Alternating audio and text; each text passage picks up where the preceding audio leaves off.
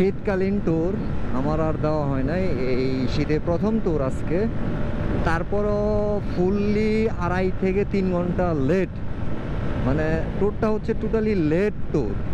কারণ আমার বন্ধুবান্ধব যারা আছে অলরেডি গাজীপুর শ্রীপুর চলে গেছে, আর আমি মাত্র নরসিংদী থেকে রওনা দিলাম, 2.5 ঘন্টার পার্থক্য। তবে যাই হোক, গত শীতে আমি গেছিলাম হচ্ছে ঠাকুরগাঁতে একটা কমলা বাগানে, পীরগাছাতে। আর এটা হচ্ছে আমাদের গাজীপুরে, আমাদের নরসিংদীর পার্শ্ববর্তী ডিস্ট্রিক্ট গাজীপুর, গাজীপুরের শ্রীপুরের বর্মির কাছাকাছি। আমি অ্যাড্রেসটা জানি না, বাট আমার দুই তিনজন যে বন্ধু বান্ধব আছে ওরা জানে, ওরাই ওইটা বের করছে।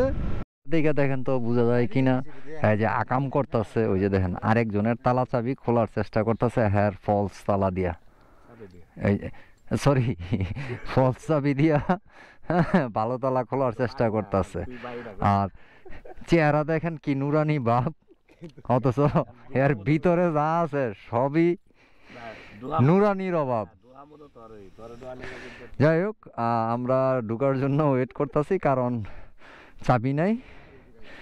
এ হচ্ছে কমলা বাগান। তুই মনে খুইলাই বেলাইলো,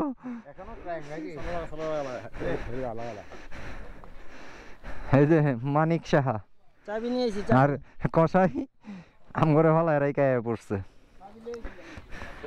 চাবি আনতে আনতে তালা খুলে ফেলাইছে হুজুরে।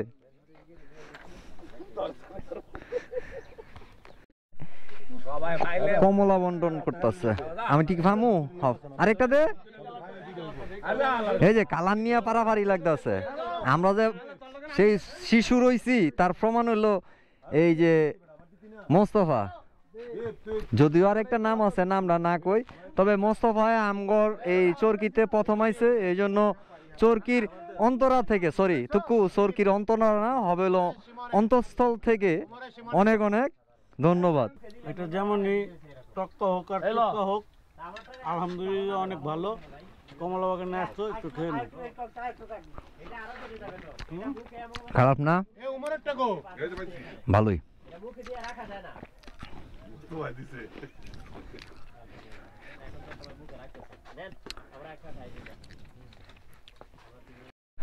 কমলা বাগানে খুব বেশি কমলা পাই নাই, অক্টোবরে দিকে নাকি কমলা পাওয়া যায়। তো ইনশাল্লাহ আবার অক্টোবরের দিকে আসবো। আমরা সবাই রেডি হইতেছি, জানি না কোন জায়গায় যাব, কারণ সবার শেষে আমি আসছি। আমরা কয়টা বাইক? 1 2 3 4 5 6 7 8 9টা বাইক, 9টা বাইক। হ্যাঁ, অভিযান শেষ। তো সবাই ভালো থাকবেন, সুস্থ থাকবেন।